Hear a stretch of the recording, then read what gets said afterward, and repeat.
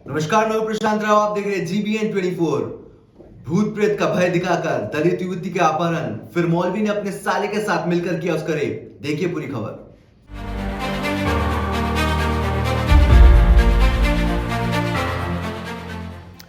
उत्तर प्रदेश के मऊ जनपद में एक हिंदू लड़की के साथ बलात्कार का मामला सामने आया है, जहां शहर कोतवाल एवं शाहरुख पुलिस चौकी इंचार्ज प्रमोद सिंह की लापरवाही के कारण एक दलित हिंदू लड़की के साथ मौलवी शोषण करता रहा। वहीं कोतवाली पुलिस एवं शाहरुख पुलिस चौकी इंचार्ज प्रमोद सिंह के नाक के नीचे दलित हिंदू लड़की का मौलाना और उसका साला अपहरण कर जादू टोना के नाम पर भ्रम डालकर उसके साथ दुष्कर्म करते रहे। घटना के सामने आने के बाद पुलिस तत्परता का नाटक कर आरोपी के जीजा और साले को गिरफ्तार किया है। कोतवाली में अनुसूचित जाति की बच्ची थी, उसका अपहरण हुआ था। उसके घर वालों ने मुकदमा पंजीकृत कराया था यहाँ वो कोतवाली में। उसमें 2 अभियुक्त पकड़े गए हैं।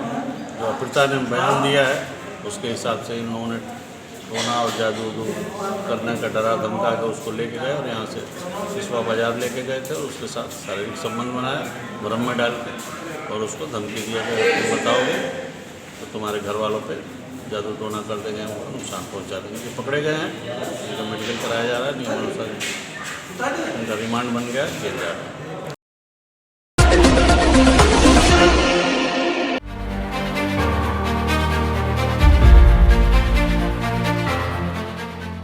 दीवार गिरने से एक परिवार के 3 लोग की मौत, एक घायल।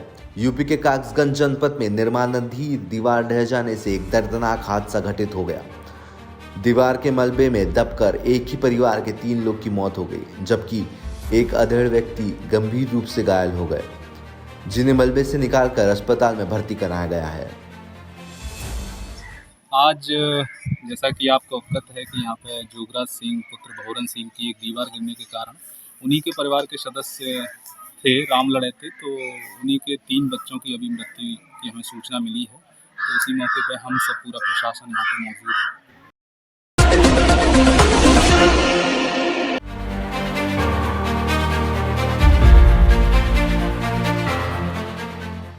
भाजपाइयों ने बहन जी का 67वां जन्मदिन जन कल्याणकारी के रूप में मनाया। 2024 में सरकार बनाने का ऐलान। कासगंज शहर में आज बहुजन समाज पार्टी की मुखिया बहन मायावती का 67वां जन्मदिन जन कल्याण दिवस के रूप में मनाया गया। इस मौके पर बसपा वक्ताओं ने 2024 में गांव चलो अभियान के तहत यूपी में सरकार बनाने का दावा किया है।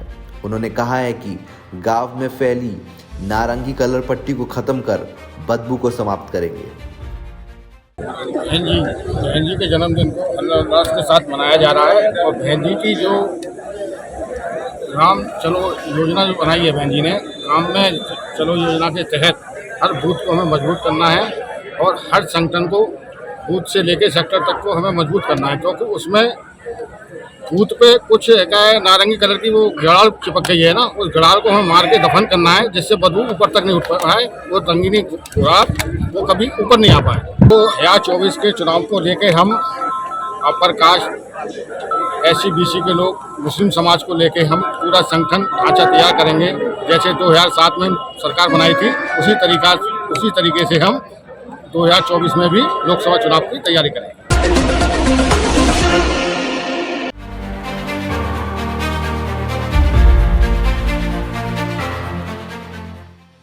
शाहजहांपुर के परशुराम धाम पर ब्राह्मण समाज उत्तर प्रदेश का 33वां स्थापना दिवस मनाया गया। मुख्य अतिथि के तौर पर यूपी के वित्त मंत्री सुरेश कुमार खन्ना कार्यक्रम में शामिल हुए। कार्यक्रम के दौरान वित्त मंत्री ने पुजारियों और पुरोहितों को स्मृति चिन्ह देकर और अंगवस्त्र देकर सम्मानित किया। मंत्री को दिए गए मांग पत्र में ब्राह्मण समाज उत्तर प्रदेश संगठन के प्रदेश महामंत्री हरिशरण वाजपेयी ने मांग की है कि जिस तरह मस्जिदों के मौलवियों को गुजारा भत्ता दिया जाता है, ठीक उसी प्रकार योगी सरकार भी सभी मंदिरों के पुजारियों और पुरोहितों को भत्ता दे। ब्राह्मण समाज जो है उसको समाज का मस्तक कहा गया है और इस मस्तक के अंदर ही सिर होता है।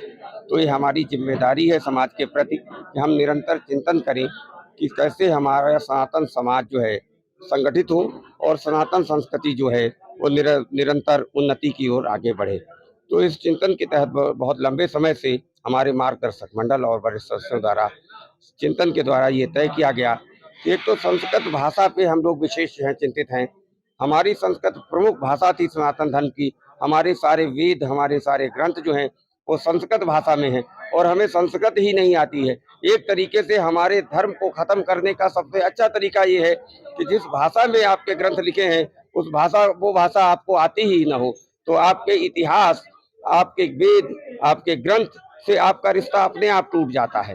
तो ये मांग हमारी बहुत प्रमुख है कि संस्कृत भाषा को राष्ट्र स्तर पर हमारी सरकार जो है हर स्तर पे संरक्षण दे, हर तरीके से संरक्षण दे। कि दिल्ली में जब किसी और संप्रदाय को पैसा मिलता है तो हमारे मंदिरों के पुरोहितों को भी 10,000 रुपये वेतनमान दिया जाए और उनकी जो हालत है उसकी व्यवस्था के लिए सरकार कारगर रूप से कोई कार्य करे।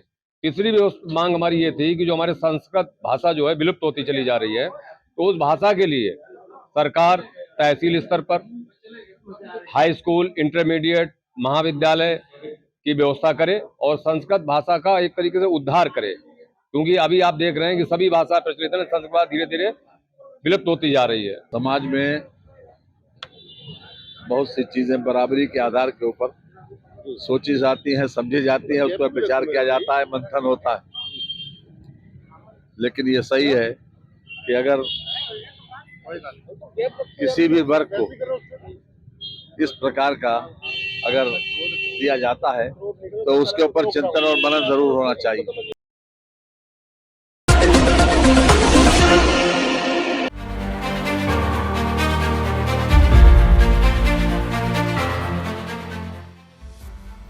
बांदा पुलिस ने 13 लग्जरी कार के साथ 3 ठगों को किया गिरफ्तार। शाहजहानपुर की बांदा पुलिस को बड़ी सफलता हाथ लगी है।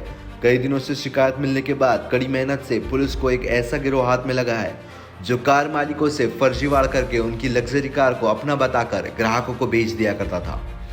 पुलिस गिरफ्त में आए कार गैंग के सदस्य उत्तर प्रदेश के साथ साथ अन्य राज्यों में भी भोले भोले लोगों को अपनी ठगी का शिकार बना चुके हैं।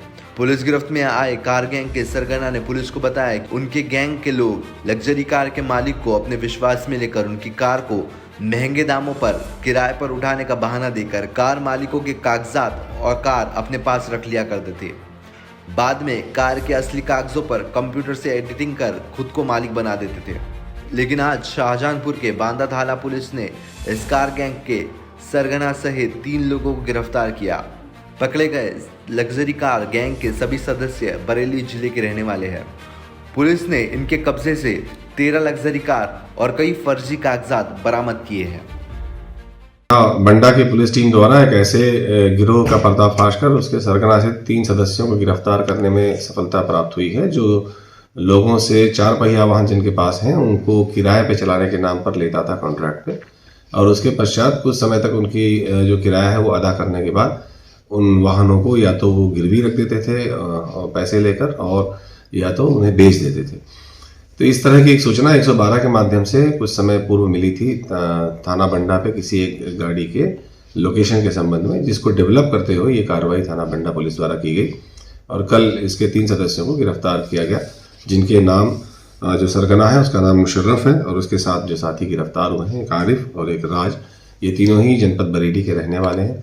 और जो इनके निशानदेही पे और उनके कब्जे से कुल मिलाकर 13 4 पहिया वाहन बरामद हुए हैं, जो ऐसे लोगों के हैं जिनसे इन्होंने इसे किराया देने के नाम पर लिया कि इनको हम ट्रैवल एजेंसीज में चलाएंगे, उसके बाद उसको कहीं ना कहीं या तो बेच दिया या उसको